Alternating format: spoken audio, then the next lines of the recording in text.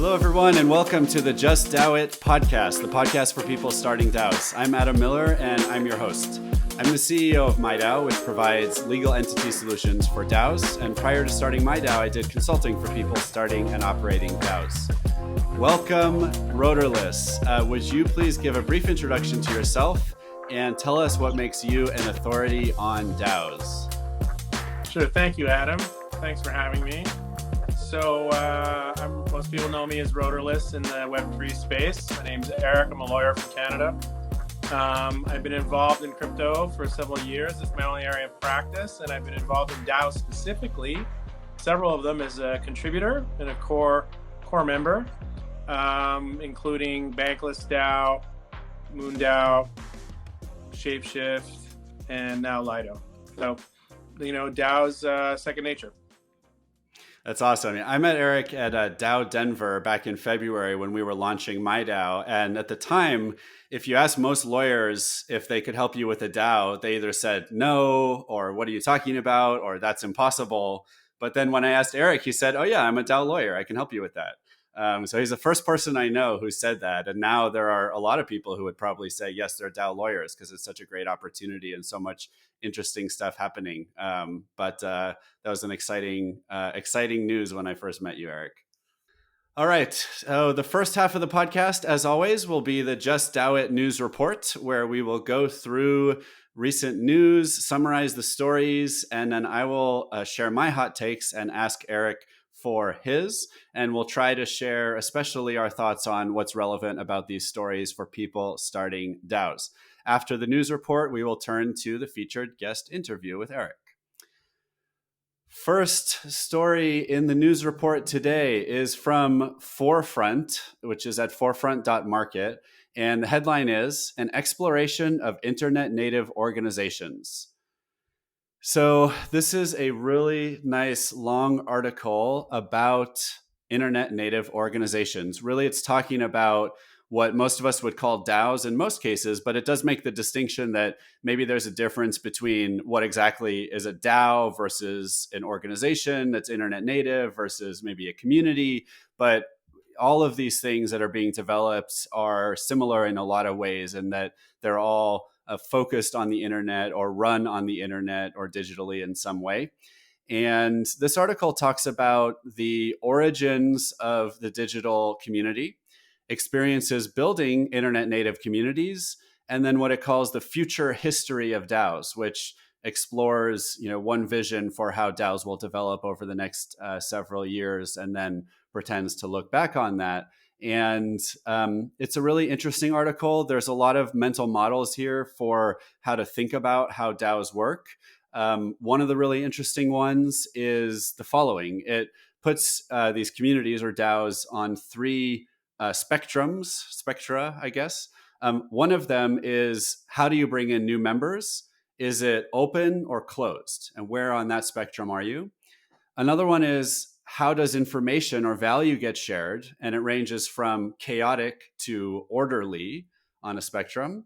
And then finally, how does formal rulemaking take place on a spectrum from fluid to rigid? So it's an interesting mental model that you can try to put your DAO on each of these three spectra and use that as a way of thinking about, I guess, where you want to be ideally and how those three factors affect the nature of people's experiences with your DAO. And then there is a number of other mental models in this article. So I definitely recommend people checking it out. I'll give you one more of the models, which is there's these three principles that are shared in this future history of DAOs that they see as kind of organizing principles for DAOs. The first one is community is the heart of the DAO. The second one is alignment is the lifeblood of community. And the third one is sense and respond is greater than command and control. And I especially like the third one. It reminds me of something we talked about when I was working at Capital Group, which is a large investment management firm, very much like corporate America, very successful 90-year-old company. And even there, this third principle was pervasive in the conversation about how to turn a company from being more traditional, slower moving into an organization that's able to innovate more and adapt more quickly. And a lot of it, even in a traditional company, was about allowing people to sense and respond rather than waiting for command and control from the top down. So I think certainly for our internet native communities, we should do the same. Eric, I know that was a lot, but anything there you want to react to or add to? This type of article is my favorite kind. It describes a phenomenon that I talk about, which is the asymmetry of information. So they talk about information as value, and they talk about the trouble with scaling. And if you convert that into asymmetric information, it becomes, how do you have symmetric information at scale, right? How do you receive the same value? And so this is a problem space, and how will it evolve?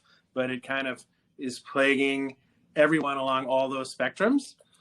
It's ever present because it hasn't been resolved yet, and it's definitely going to be a technical fix. Yeah, let's dig into this mental model you shared a little bit more of information symmetry versus asymmetry in DAOs. So the way I'm thinking about it is, in a traditional corporation like where I worked, a capital group, there's a lot of information asymmetry that tends to be top down, in the sense that the people at the top have all the information, right? Maybe not every detail, but at least at a high level, they're getting fed information from everyone in the organization. So they're able to make decisions based on all that information. Whereas people at the edges of the organization just have access to a small amount of information about the business and the environment, et cetera. Versus in a DAO, I guess you almost certainly have more symmetry of information. And so you could distribute decision-making more. Is that kind of how you think about it, or how would you apply the model that you're sharing?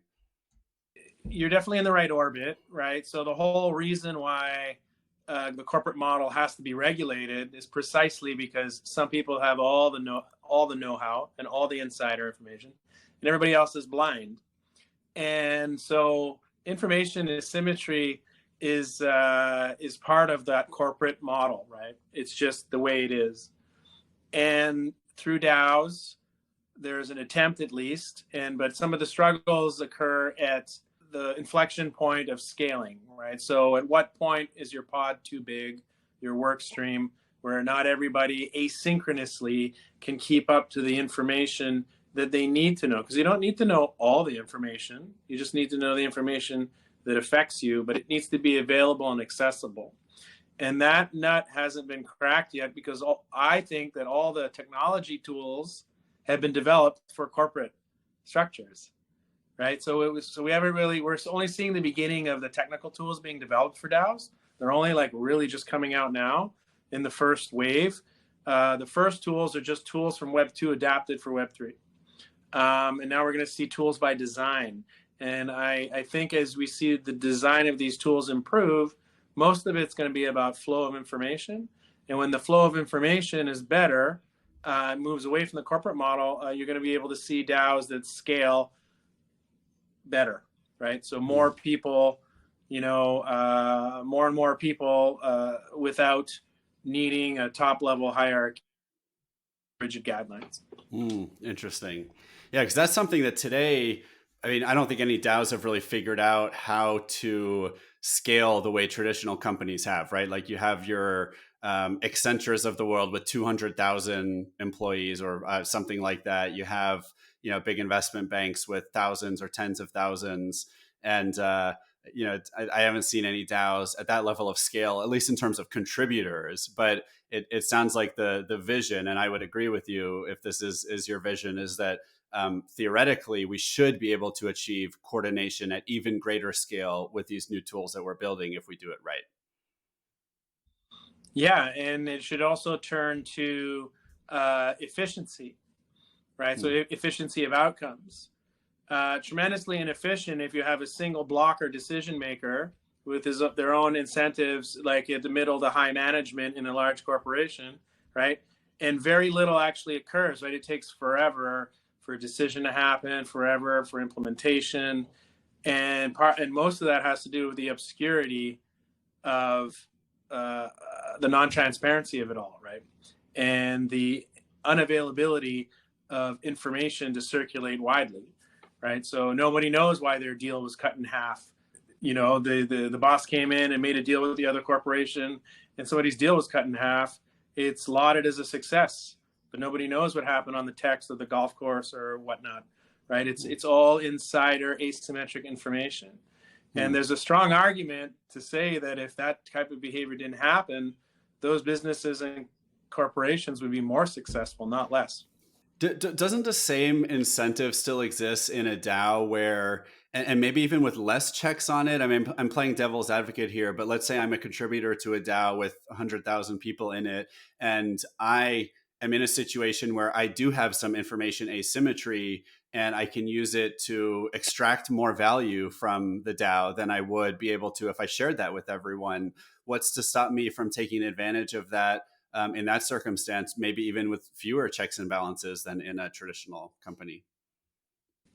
Well, there may not be anything to stop you, but you would. DAOs are often arranged along incentives. And so Web3 and the DAO community is all about realigning incentives, right? So realigning the incentive that made me pollute the world, or realigning the incentive that made me discriminate against people, right?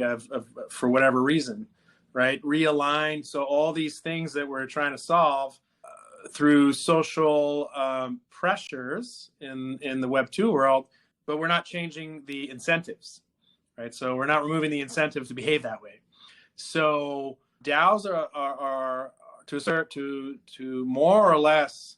I have yet to see one that's not about aligning incentives. It's not concerned with that. There's experimentation going on, but I think you'll find that, as you say, what's to stop someone? There's nothing to stop anyone because it's a volunteer space. But that would it occur more? Well, not if it was against the incentive. It's a broad topic. I'll just say the corporate model is developed in a certain way that there's a reason why, like, people higher up makes 10, 50, 60, 100, 300 times. It's not because they're any better than anybody else. It's because the incentives have been aligned that way. DAOs seek to put incentives in different places and hope to extract value that way. So I would just say that there's promise in that area. Yep, love it. Okay, awesome. Moving on to the next story is a tweet thread from Bankless Publishing on Twitter. You can follow them at Bankless Pub. And the headline tweet is, DAOs need talent like every employer. As easy as folk can walk into a DAO, they can quickly leave. To make a DAO successful, it must worry about its stickiness to retain talent. Here are 4 stickiness factors a DAO needs, a thread. Okay, so 12 great tweets follow in terms of sharing these 4 stickiness factors. So I'll just read them out. The 4 stickiness factors are easy paths to contribution, earning and value exchange, proposal paths that meet community needs, and DAO impact, sustainability, and growth. I'll dig into the first of these stickiness factors, the easy paths to contribution. The next tweet breaks up this concept into 2 tips. One is providing self-help learning, and 2 is improving DAO dialogue. And I'll just, again, dig into the first one here. I'm not going to read the whole thread, but in terms of providing self-help learning, what the next tweet says is a DAO needs to provide a document with vision and mission, infos about the DAO's products and services, cheat sheets for everyday tasks and processes, recruitment and onboarding materials, and a project register and notes. So this is the type of information you'll get if you check out the whole tweet thread. As always, we'll put links to all these articles and tweets in the show notes.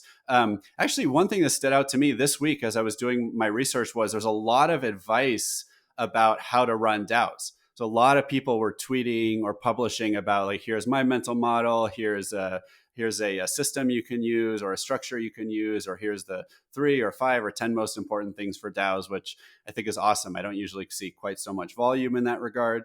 This tweet was a good example. What stood out to you, Eric, about this tweet? Just because it's a DAO doesn't mean that the lessons learned from the traditional workspace don't apply, right? People are people. If you go work somewhere and it's sink or swim, and they give you the keys to, I don't know, a dumpster, you've never driven one before, right? They don't tell you anything, and you don't even, you can't find the battery, you can't turn it on, so the dumpster never moves or whatever, right? The sink or swim, it doesn't work in the real world, and it doesn't work in DAOs either. And so the idea that DAOs are already manifestly different than what people have already experienced. So in the traditional, managerial or workspace, people need to be oriented to where they're coming to work or where they're coming to contribute value. And there's no different in DAOs. And DAOs have the added issue that they're technologically complex. There's a tight learning curve, right? You have to learn to use all these tools. It may not seem so obvious, but most people don't know how to use all the features in their iPhone. So now introduce them to a Discord server and ask them, they can't figure out, how to join a meeting, how to have a live session, how to stream, how the audio connects, right? So there's all these impediments. So onboarding, most DAOs that are still around and still chugging away, that have the resources or the willingness to survey and look back and ask, and Bankless DAO is one of them. I was one of the governance solutions engineers that commissioned the survey across Bankless DAO, and one of the number one feedback items was onboarding. So Bankless DAO already had onboarding and already had quests, and in addition, it already had onboarding for the guilds that you're in, and yet the feedback was it wasn't enough, right? People are being thrown in the water, and so what ends up happening is they either lurk for 3 or 4 months and don't do anything before they begin to join, like become active, or they might just exit. And so, it's got to be welcoming. It's got to be not so hard that it's, not achievable, and for people to stick. So that's the big one. Fairness and understanding how to do things, right? It's the same thing. You get a job at some company and you want to know where to get the stapler from. Where do I get the stapler? Right? Like, I don't know how to get a stapler. I have to put a requisition form. Like what is it? So yeah, people need clear pathways. There's a lot of experimentation going on. I do know that at Bankless, they just introduced the Constitution, in the sense of, one of the discoveries after a year was that if you don't have a history, like historical, what happened matters to create culture in your organization. And right now it's documentation, because that's the easiest medium, but it doesn't have to be documentation. So. Yep. Love it. Awesome. And Bankless is a great example of a DAO for people to check out. And that governance solutions engineer, GSE role, I thought was such an awesome invention in the first place. And when I was doing my DAO consulting business, I was planning on hiring GSEs, governance solutions engineers, based off of the Bankless job description to help my clients before I ended up starting this company, MyDAO, instead. All right. Next article is also from Bankless HQ. It's from a newsletter called Metaversal. So you can find it at metaversal.banklesshq.com. It's a newsletter. And the headline is The Bend DAO Bank Run, Bend DAO's Credit Crunch Explained.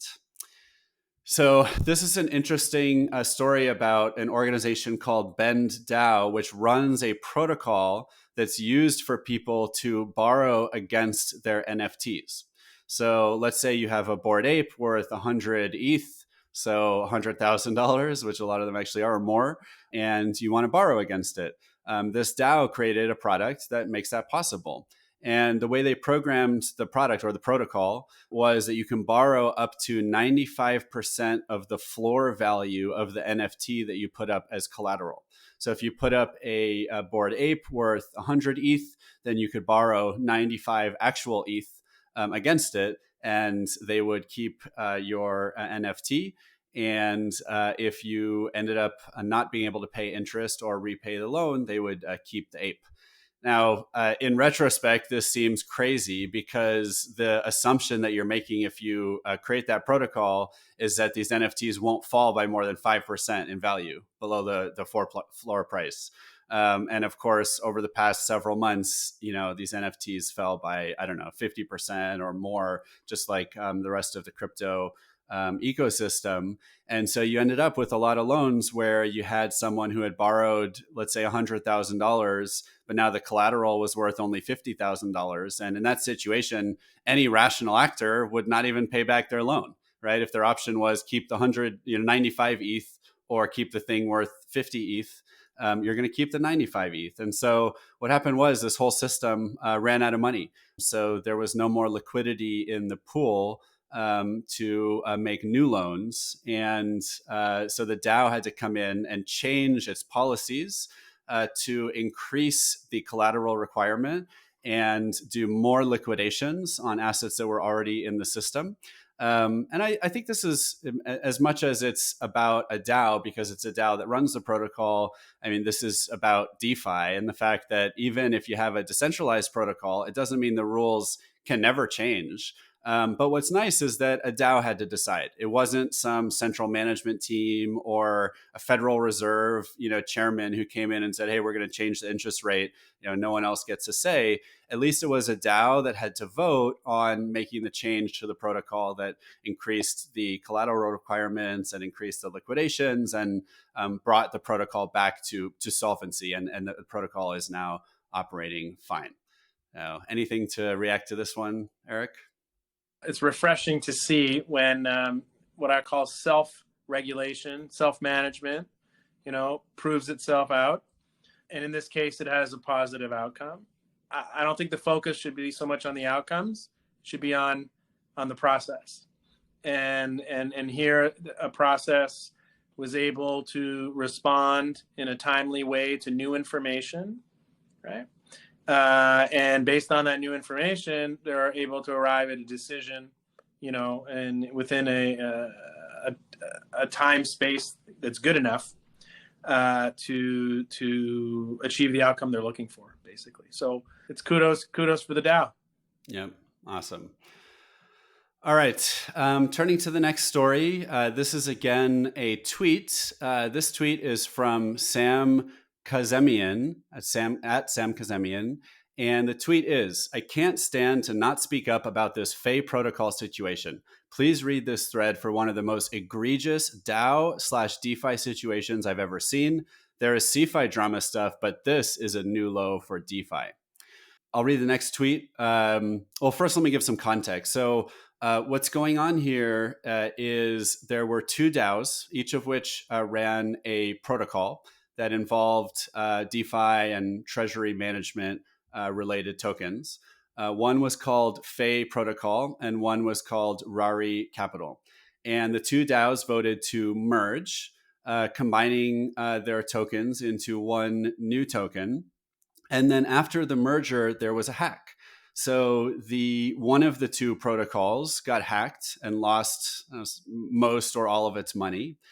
And initially, the other protocol, or the whole system, I should say, because they had merged, voted to use all of their remaining money to make the people who lost money in the hack whole, basically give them back all their money. And they voted, the vote passed. Everyone was really excited about this. They did a press release. Fast forward a few months, and of course, the crypto crash happened, which is going to affect a lot of DAOs, and you have less money than you think you did. But what's amazing here was the leadership team came out and said, or some group of people in the DAO came out and said, "You know what? Things have changed. We're going to ignore that vote that happened before, and we're going to do a new vote in this new environment to see if we should pay back all the people who lost their money and make them whole." And this time around, the vote failed, and they decided not to repay all the people who had lost their money. So to me, the thing that stands out the most here that I think is so interesting as it relates to DAOs is that you really do have a couple of different types of DAOs out there. You have DAOs where, this is one model for looking at the world, right? One lens. There's a lot of DAOs where the people really are in charge. And if they vote to make something happen, either the smart contracts on the blockchain automatically execute it so that you can't just change your mind and say, well, okay, it passed, but we're not going to do it, right? Or you have a legal construct in place that says that people have to do what the community votes. And so whether the vote takes place by email or Twitter, or in this case, probably Snapshot, which is off-chain cryptographic, you can legally oblige the people who actually hold the money, for example, in a multi-sig wallet to do what the DAO says they want to do. And so if everyone votes they're going to give back the money, you have to give back the money, unless there's a system for doing a revote that's been implemented ahead of time. The other type of so those are the two ways you can have a DAO that actually has to execute what people vote. But what happened in this situation is actually really common, and I want to warn people to watch out for, is there's a lot of DAOs where a bunch of people get together and they say, okay, you 5 people, you guys hold all the money. Let's all go do something cool together and we'll have votes occasionally. And there's no legal contracts, there's no legal entity, there's no smart contract that says that the community's vote gets automatically executed. Instead, you're trusting this small group of multi-sig holders to do what the community says they should do, with absolutely no recourse whatsoever on the blockchain or in the legal sense. And that's actually how a lot of DAOs operate. A lot of them are a multi-sig with a community with some kind of off-chain voting, and there's no explicit agreement in place. And so that's something that I think, on one hand, it makes sense why a lot of DAOs have to start with the simpler approach of having a smaller group of people controlling the money and then just informally getting input from the rest of the community. That's much easier, faster to launch, straightforward. But people should be aware of which of those types of organizations they're joining or contributing to if they're going to join a DAO. So, Eric, anything to weigh in on this one? 2 things. One is, not your keys, not your crypto. Just remember that. But on the governance side, when businesses or people or just groups of friends, they come to me, or whether they're companies, and they say they want to do a protocol and they want to start a DAO. And the first question I ask them is, they have all this money to hire the devs. And I say, have you funded the governance position? And they say, no. Why? And I say, because it's the first position that needs to be funded, right? So what you're talking about, describing here, is more about failure of governance or poor governance than rather, that it may look like 1 or 2 people are just running the show, but that's a function of what the system is. And if the system hasn't enunciated, for example, that once a vote happens, it should be actioned in 2 days, 5 days, 10 days, 30 days, ever, then there's simply, nobody's breaking a rule when they don't do it, right? So, and the rule was a social contract. It emphasizes the importance of this onboarding, the guidebook, the orientation, how are decisions made, where we work or where we live or where we contribute or where we leave our value behind. Like if we've loaned our assets, we deposited them and gave custody of it to somebody else. We want to know how they make decisions, right? You'd want to know how that works in the real world. Very cool. All right. Next story is, again, a tweet. This one is from Autonolas. And there is a tweet thread entitled, "What are the most pressing issues faced by DAOs this year? Over the past couple weeks, we analyzed the proposals of the top DAOs. Looking at voter participation, proposal categories, and how these have developed over time, we made observations about the issues DAOs are currently facing. From these observations, we deduced that the 3 most important areas of concern for DAOs are 1, treasury management, 2, protocol management, and 3, voter participation." And I actually chose this tweet thread because the voter participation data was really surprising to me. You may have heard me say in the past that I don't think it's a problem when you have very low voter turnout on most issues. The people who either know the most about the issue, are most involved in the project that's being voted on, or otherwise are most appropriate to vote in any given situation will usually be the ones who vote, and everyone else doesn't necessarily need to vote. And they have their vote if they eventually need to use it because there's some major issue that comes up that affects the whole DAO. But otherwise, it's fine if 5% or 10% of people are voting. What surprised me about this data was that the average participation rate for these DAOs is well under 1% of the members voting on the average proposal, 0.64%. Now, these are very large DAOs that they looked at, things like MoonDAO and Gnosis, and Gitcoin, Aave, Balancer, etc. So it could be that this data doesn't apply the same way to smaller DAOs. I don't know. But the highest average participation rate for any of these top DAOs was MoonDAO at 2.88%. So I still, maybe the principles I shared before still apply, but I was just kind of shocked to see how low these numbers really are. So curious, Eric, if you had a similar reaction or what you would highlight from this tweet thread. All data is skewed. So, for example, we don't know how many decisions have been pushed down and out to the edges that are just made locally. When we talk about dismantling a hierarchy, you don't need to go to a manager to get an approval. One way this is done in DAOs is they're just pushing those decisions out to the people who are doing it on the perimeter or the edge, so that decision never escalates in the first place. So we don't know how many decisions have not escalated in the first place, right? That's one, or at least the data doesn't tell us that. The next thing I would stress is that I don't know about those particular protocols because DAOs, they're quite large, but in many smaller DAOs and medium-sized, voter fatigue is usually the result of the failure to articulate what needs to be escalated and what doesn't. So again, which decisions can be pushed down, can just be made amongst a group of 10 people or 20 people and whatever they're doing, doesn't need to float all the way up to the top. That's something else to consider. And the third thing is, what does it matter? I really don't think it matters, right? So nobody cares when 31% of the population votes for a national leader and that, the other 69% didn't. They go along with it. I would say there's no difference between 3 and 30 because it's way less than the majority, right? And so what to me what that signals is a lot of people are they're comfortable and they just say, and they're also not available asynchronously all the time to be present and available to hop on votes, but they're comfortable enough to belong to that group and to have, if I borrow from the real world, on a board of directors who has received the notice within the time frame, who is not present, is deemed to have assented to all the decisions made by the board if they were not present. That's pretty much the law in most jurisdictions of like the common law tradition. So the United States, Canada, Britain, pretty much, and that's governance. So that, which means that if you didn't vote, you are deemed to have agreed to it because you had the opportunity.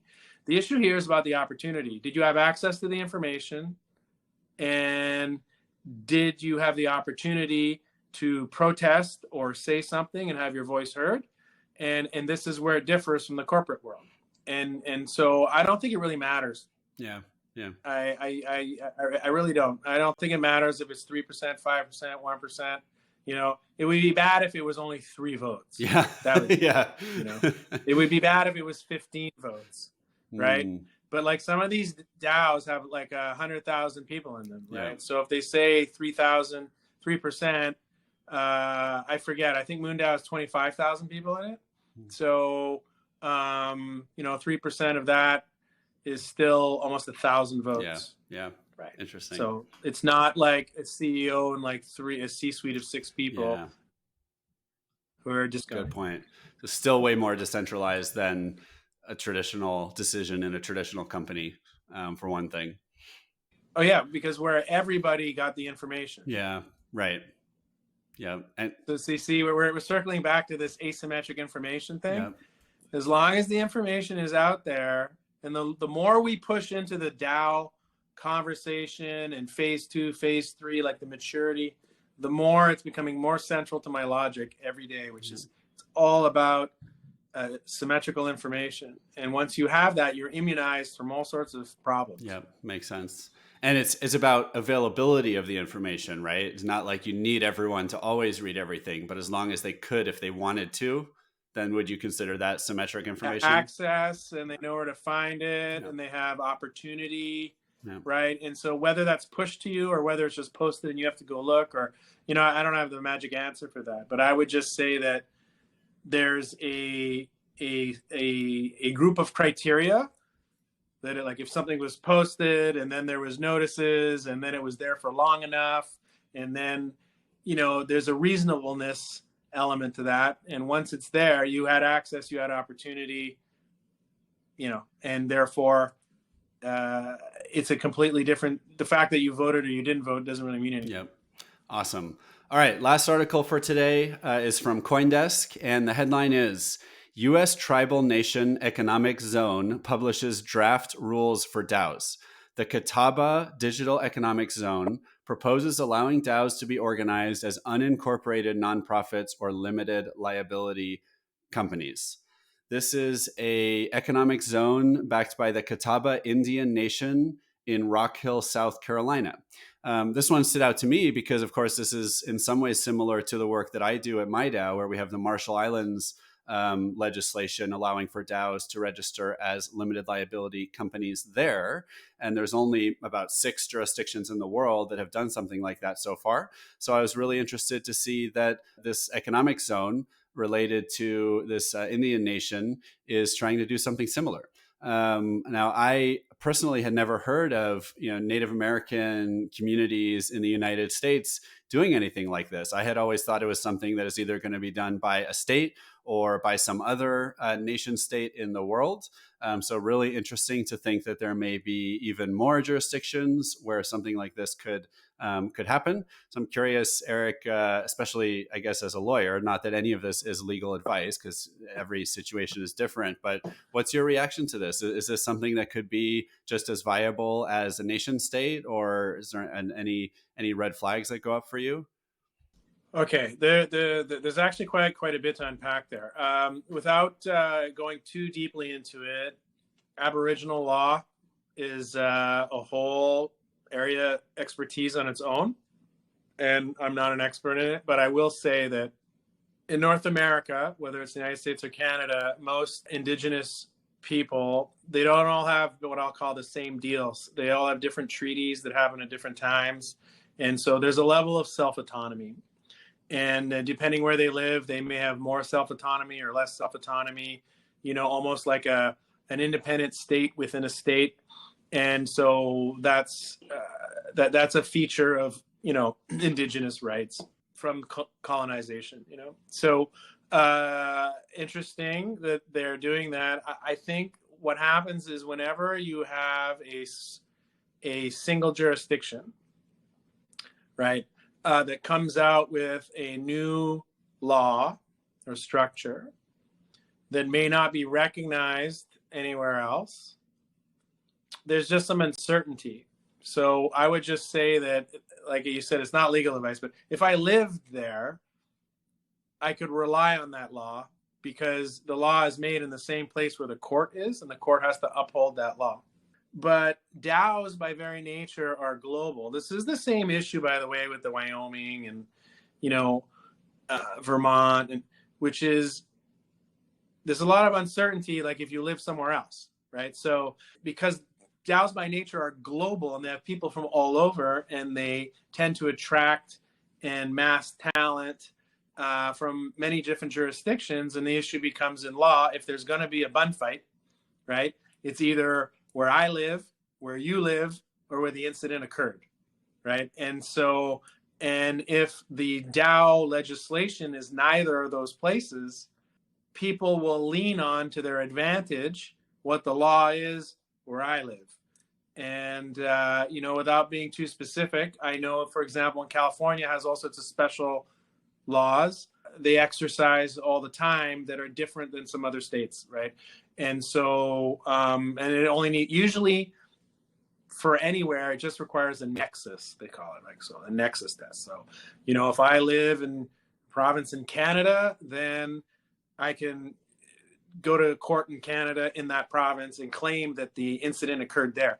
Usually in law, you go to where the assets are, because if you win, you usually want some type of asset. So But so that it remains sort of a bit of the, it's interesting, it's pioneering. It's nice to see more forward thinking and more attempts. If I was going to speculate, it's going to end up being like LLC law, which is originally was not recognized. It was a long battle, and it wasn't until sort of big money started wanting to do LLCs that eventually it became recognized by foreign courts, they call it. But a foreign court is just a court in a different state. And so the more it happens, the better off we'll all be. And the more but that's my immediate thought was just is there's a lot of uncertainty, so if you have people from all over, from different states in the US, from Australia, Canada, who are signed up to a DAO in that place, it may be difficult for them to lean on it. Yep. Right? Makes sense. Reminds me of the network state, which is this concept that's being talked about that perhaps blockchains either are or will enable future states that are made up not of people who all live in the same geography, but people from all over the world that want to form this new type of state together. But I think one of the biggest challenges is if you look at the monopoly of violence that geographic states have, right? If I live in Massachusetts, then I am subject to the rules that the Massachusetts police or the US National Guard are going to enforce upon me. And if they choose to enforce the laws of the United States or Massachusetts on me, it doesn't matter what other network states I want to belong to, they're going to come force me to do whatever they want to force me to do. So it seems like that reality still, to some extent, applies to the world of DAOs as well. It's a good observation. Yeah, nobody from the network state is going to come and defend your house. Not yet. Maybe one day. All right, awesome. Cyber defense. Hey, we are exploring a whole book here. Yeah, well, yeah. You know what? A good point about cyber. So like that's kind of then the next point you can make in this chain of arguments is, well, if one day cyber attacks and cyber defense are just as important and impactful as, let's say, a nuclear attack. Let's say we really get to a point where our lives are so digital that if you can fuck with my wallet, right, or my metaverse property, that you can ruin my life completely, then suddenly cyber defense and cyber attack have a power that rivals that of conventional weapons. And so in that world, maybe a network state actually can go up against the Massachusetts State Police, because if the police try to, come at me with their guns, we're going to go after their brain implants, and they don't want that, right? So if that's the world we're moving towards, maybe that's how the network state ends up competing with conventional violence. I was thinking about like instant surgical strike, they would defend a person from forms of violence. Yeah, I think we're a long way off, but drones, maybe. It's an interesting concept. Or nanobots. Yeah. All right, awesome. Well, that does it for the Just DAO It News Report. And now turning to the featured guest interview with Eric. So we've already been talking a lot about a lot of cool stuff, but let's take a step back. And would you please tell us, how did you first get into Web3 and DAOs in the first place? I was a hobbyist, crypto, like technical tinkerer. So first I tried to build an email server. It was too hard. Then I watched a video about Ethereum. I knew about Bitcoin. I tried to build an Ethereum miner in my basement, just as a pastime. Then I started trading crypto.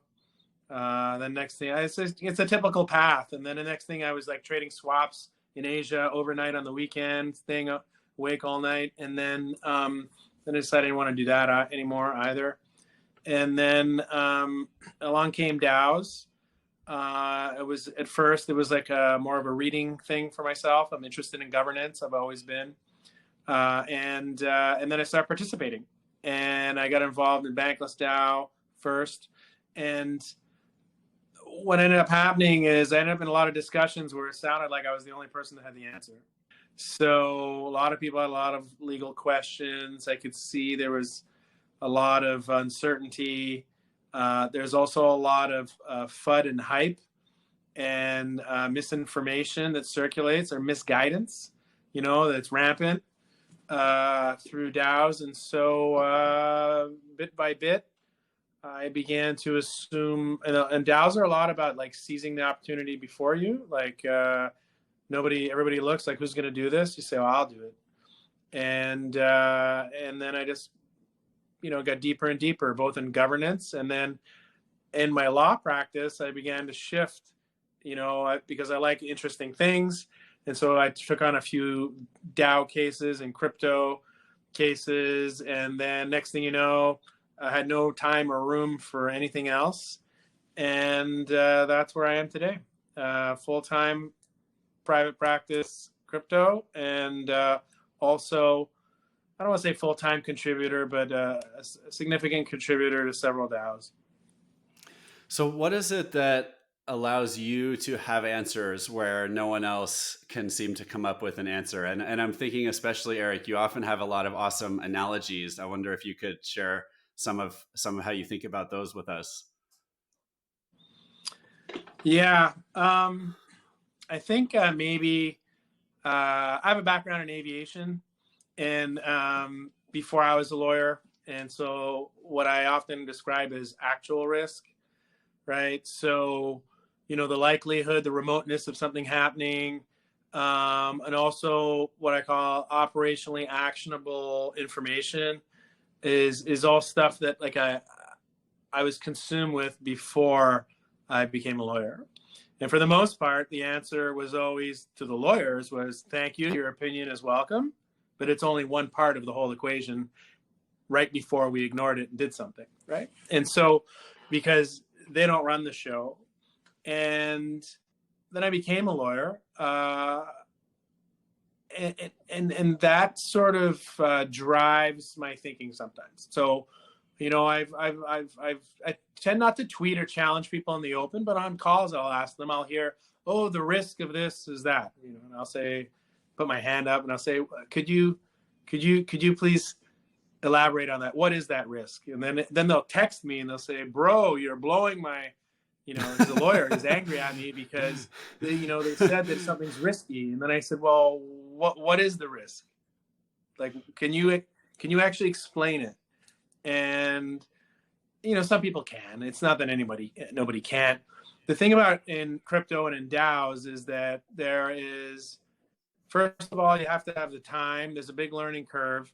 And so you're either born into it, which means you're very young because you had the time, but then you lack the knowledge of like how things get executed, or you have to be semi-retired and you have to be into crypto native in order to really grasp, the issues at hand, especially the regulatory ones, whether they're sanctions or securities or, it's not just fluff and what matters and what doesn't matter.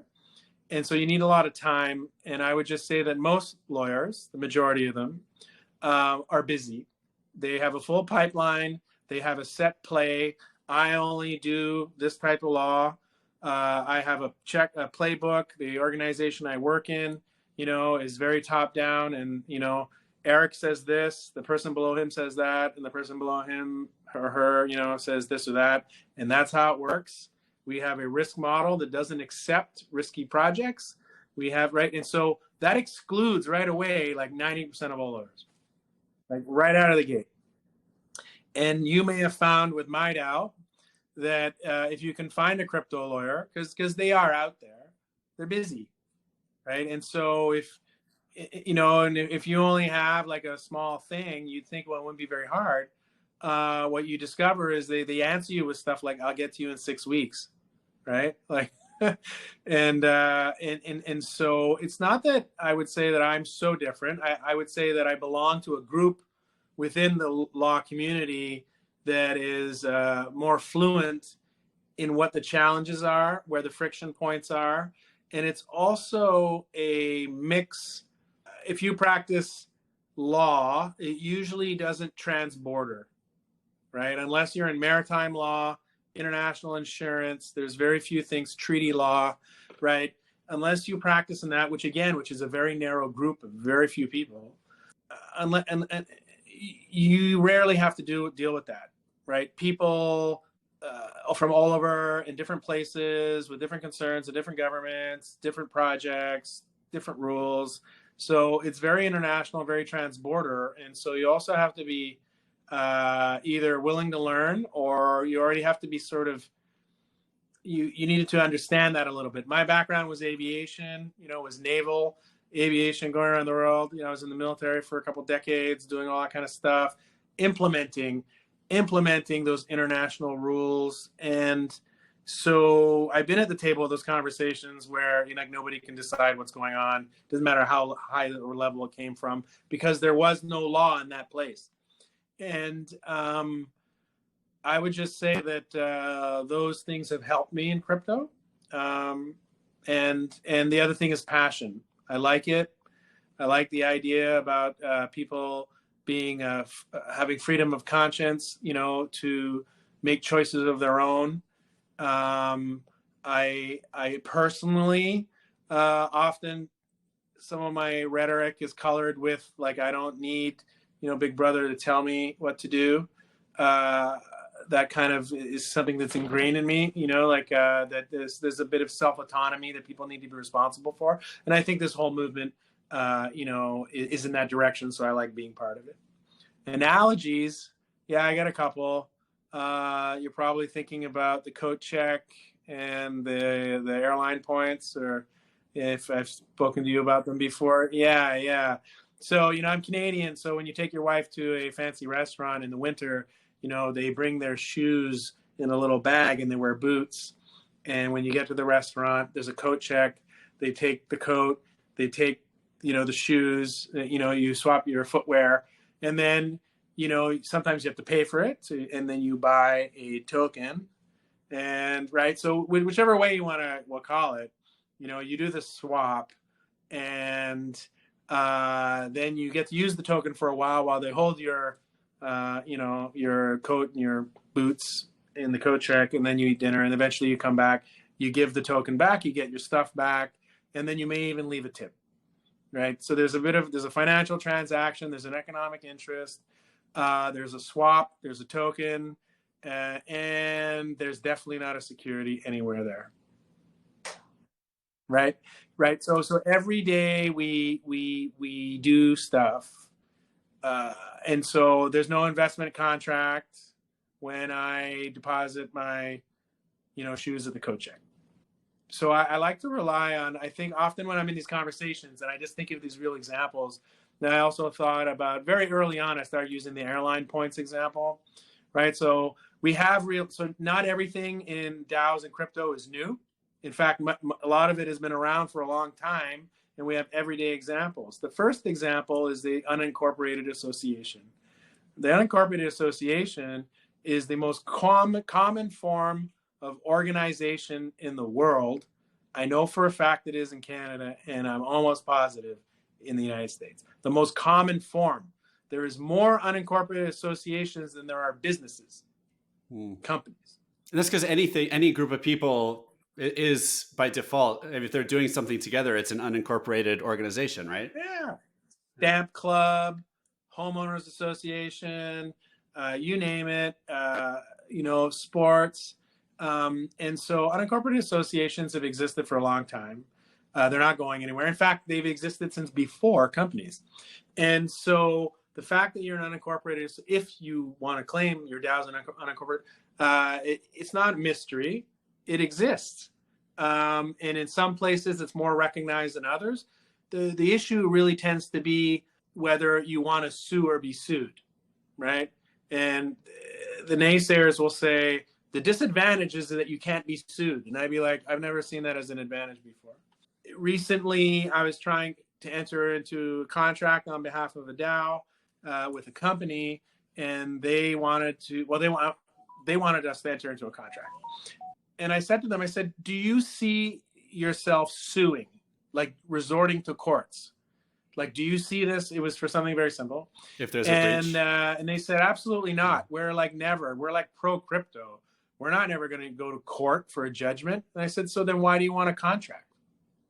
The barrier is you want a legal entity counterparty, but you're telling me you never want to go to court. So why? And they're like, well, I don't know, our lawyers told us that. And I said, okay, I said, we can have agreements other ways. We can have attestations. We can both attest that we believe, we can have a service level agreement, a memorandum of understanding, all these other forms of agreement that basically set out what our promises are, but they don't give us standing in a court. And all these things exist already, right? Why do associations enter into a service level agreement or a memorandum of understanding? Well, because they don't want to enter into a contract. So these things do exist. The tools are there. They're just not used that commonly. And I also have a background in not-for-profit. I've sat on a number of boards as the chair of Athletic Associate. So you have this merge of sort of these not-for-profit that need these tools. The airline points is a good one. When I hear about staking and taxes, and I think about how I've never been taxed. I'm a frequent flyer. I'm in Dubai. I'm in my hotel room here. I get enough tickets to fly my whole family around like at least twice a year, right? And so enough points. And when every time they send me something, they send me an email, hey, hurry now, register for this special bonus, because if you book a trip during the next 3 weeks, you'll get extra points, right? So right away. So I get registration bonus. Then I get, if I fly enough, then they give me early bonus for getting so many points early. So they just keep piling on the rewards. In the end of the day, I'm not required to, and I believe no one in the US is required to either. I believe, I'm not sure, but you pay taxes on any of that. Right? But I receive airline rewards all the time, but I can buy an Apple iPod or an iPhone with them, right? And I can buy travel all around the world, and I don't have to pay any tax on receiving that. And so that was another area that there's a real world analogy there. And most airlines, by the way, are worth about a fifth of what their loyalty points program is worth. So like many airlines are only worth 4 or 5 billion, but their loyalty points is worth 20 billion, 20, 25. Or their airline is the money loser, like the lesser airlines. Their airline actually is a money loser, but their loyalty points business is the money maker. So we have examples of businesses that are out there that are analogs to the different activities that go on in crypto and DeFi. I think that our biggest enemy is ourselves, the maximalism. I can't tell you with the Tornado Cash sanctions, I've been on so many calls where I keep telling people that the word is provision. Stop paraphrasing the law, right? Like they say, oh, we can't do on the sanctions, from Tornado Cash from last week when we were talking, the rule uses the word provision, right? It says, you can't provision goods or services. But I've been on so many calls in the last 2 weeks with DAOs, lawyers, node operators, who are all paraphrasing the law. And then it has scope creep. And all of a sudden, everybody thinks that it applies to everything. And so people in this space are their own worst enemy by paraphrasing, and taking the law into their own hand. Then you have this paranoia. I know for the whole first year I was in Bankless DAO, we had so many people quit because they were afraid of the IRS. This is bottom line, because they couldn't get a straight answer from anybody. Now, at least, you have more accountants who are starting to come around. It's really interesting because no big firm accounting is into crypto, but the little people are. They're seizing the opportunity.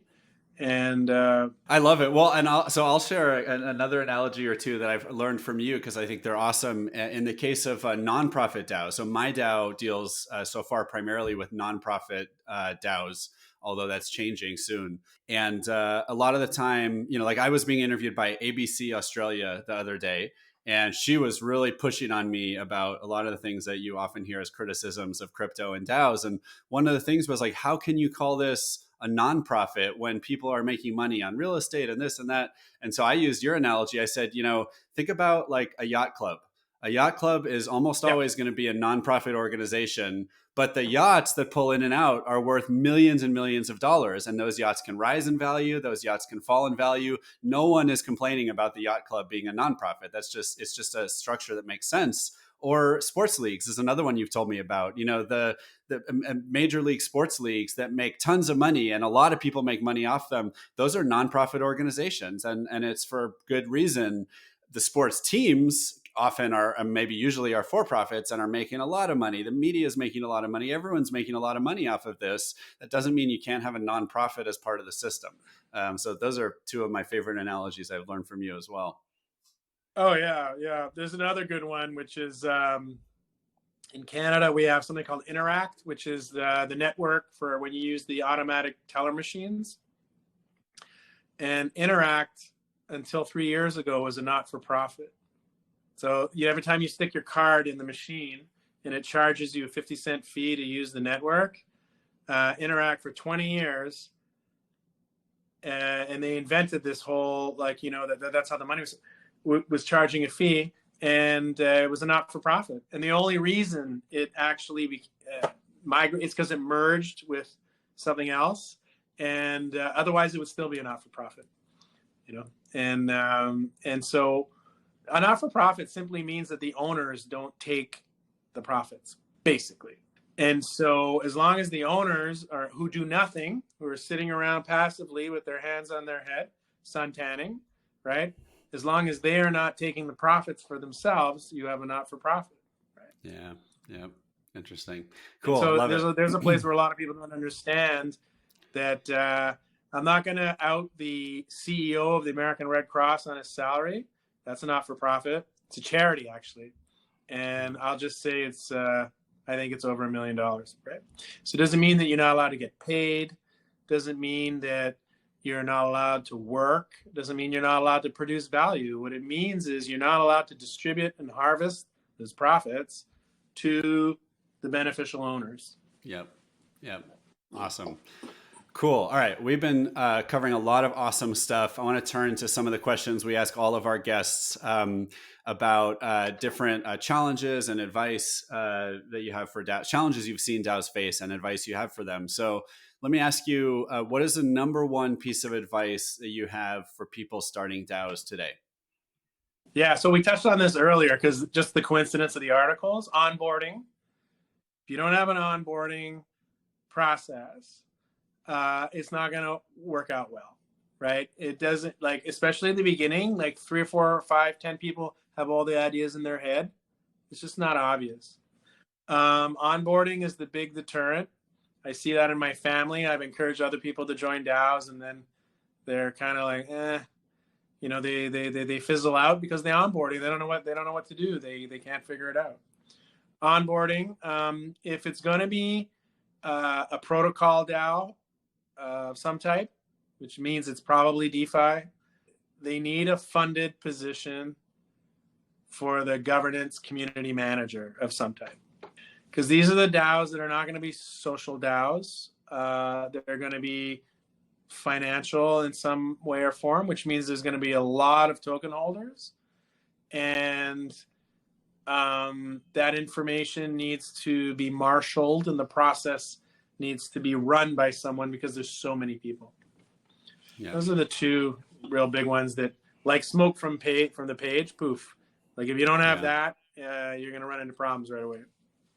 Yeah, and I think when I think about onboarding, I mean, I think about it in a traditional company, your first day at the company, let's say you have an office. You're surrounded by other people who can help you, right? So if you're confused, you'll just be like, excuse me, can you help me find my desk? Can you help me find my, where do I get my computer? What am I supposed to do? And it could just happen organically. Even in a company that's operating fully remotely, at least you have like a Slack where everyone's available 24/7. You know who's in charge because there's someone in charge. You have a manager. You can ask them, hey, what am I supposed to do? But in DAOs, often it's a Discord server. No one is necessarily in charge. And so, like you said, I mean, if there's no onboarding process that's documented and clear, people will come in and then they'll just leave and go somewhere else. I guess that's the other key, is that most DAOs are open in terms of you can join and you can leave whenever you want.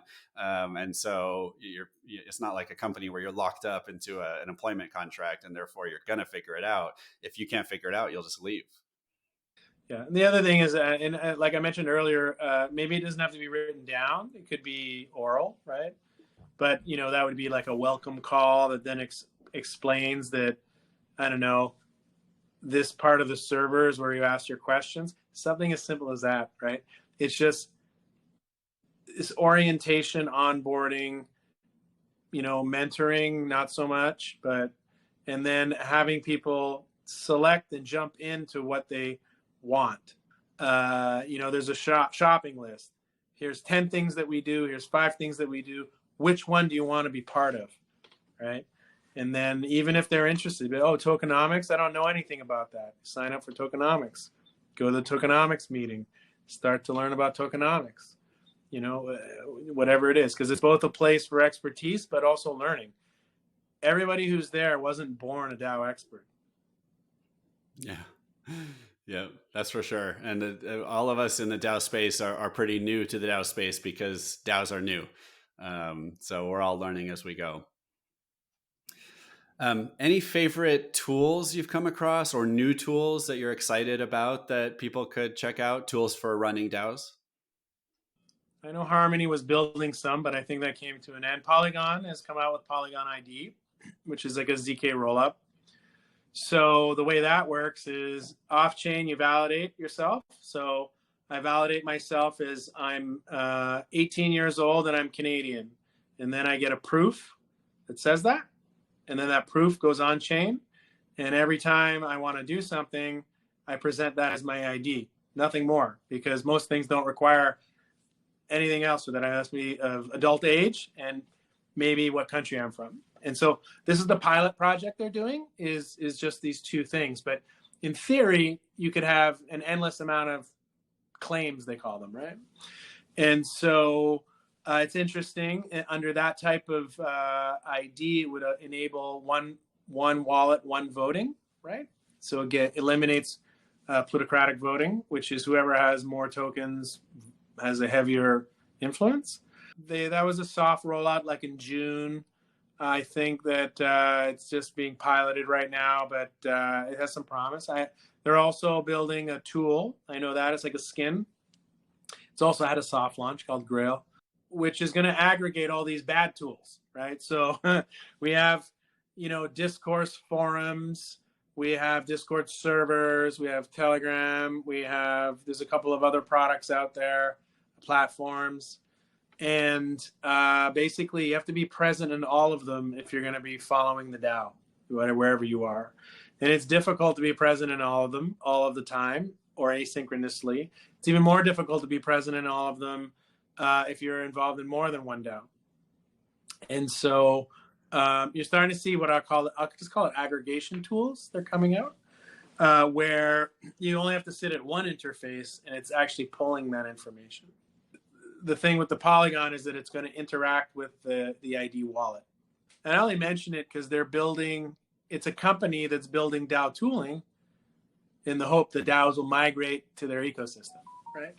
So most tools so far have been built by DAOs themselves, if there has been any other than the pre-existing ones. They usually have not been very composable, right?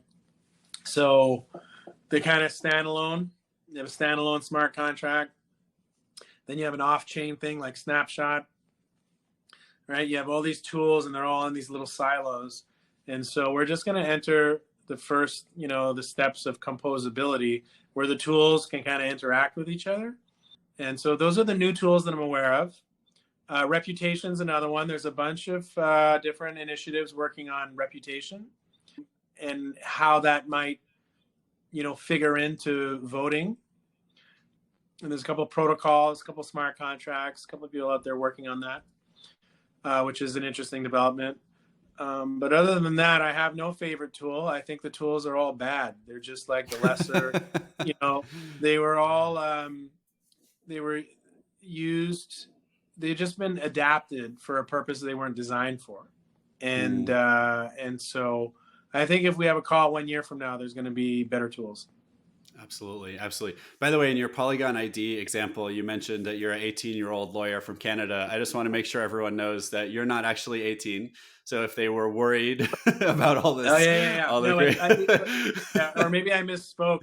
It says that I'm over 18, right? Oh, So okay. it just confirms that I'm adult. I'm 18 Cool. years. It doesn't have to, because when you think about like KYC, they ask you all these questions that they only want the information to sell your data, right? So you don't actually need to know my birthday. You just have to know that I'm a legal adult.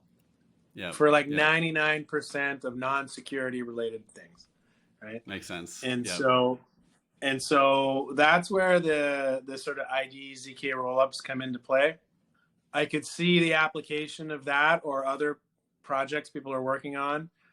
When you think about it, when you own your own data, right? It's a common topic. It's a common promise. We're not there yet, but you know, if I own the only wallet that has my name, address, and you know, details in it, there's only one, and then you're a business and you say, I don't know, you're Google and you say, hey, I want to look in your wallet, and I say, okay, you can see I'm over 18, I'm from Canada for free, but if you want to know like how old I am, how many, you know, all the other details, you have to pay me. Yeah. Right? Or just I'm not telling you. Yeah, or but the option is mine because I control it, right? Yeah. Or for example, that like every time you go to a bank or a library, everybody has your data. You go to a hospital, everybody knows everything about you. So every one of those places is ready to be robbed, you know, have their data stolen. But if you walk around with it and when you show up, you say, well, I'll let you look into it. And there you go. I prove it. So you only need to hold it in one place. Awesome. Any favorite DAOs you'd recommend people check out? I think Bankless is a given, and I would agree that people should check it out. Any others? Yeah, Bankless is a great introduction. There's so many good DAOs out there. Moon DAO is a great DAO, but you know, you got to be interested in outer space. There's so many good DAOs out there. Forefront's a DAO. Just depends what you're interested in. If you're, you know, you like writing, you like being with writers, you know, you can join the Forefront DAO. Journo DAO is full of journalists, right? So I would just, but a good place to start. What happens is when you join the, I'll call them like boomer DAOs or the original DAOs, like things like Bankless. Yep. When people are starting new movements, they often come there to advertise, right? They come there to recruit people like, hey, I'm starting this new project, and they post it there, they shill it. So if you're, you know, interested, if you're interested in DeFi, you know, Shapeshift DAO is a good one, but there's a lot of good DAOs out there, and I wouldn't limit myself to that. Index Co-op. Cool. Those are great examples. Awesome. All right, Eric, this has been amazing. Thank you so much. Where can people find you and your projects on the web and on social? So I'm Rotorless everywhere, like Rotorless at Hotmail, Rotorless on Twitter, Rotorless on Telegram, probably Rotorless in a few other places. So if you just randomly write Rotorless, you'll probably find me. I'm on LinkedIn. I don't have a website. I don't need one. Too much work. And but you can also find me active in servers, in DAOs. I'm active in Bankless, Shapeshift. I guess the best way to find me online is either through one of those handles or through the Bankless DAO. Awesome. And if you want to find me, I'm on Twitter at 0xthriller or MyDAODS, MIDAODS for MyDAO. Or mydao.org. Please send me feedback on the podcast, leave me a review, leave me a comment. And again, Eric, this has been just awesome. It's always great talking to you. Thank you so much for joining the show. Well, thank you for having me, Adam. Anytime. And to the audience, are you thinking about starting a DAO? Just DAO it.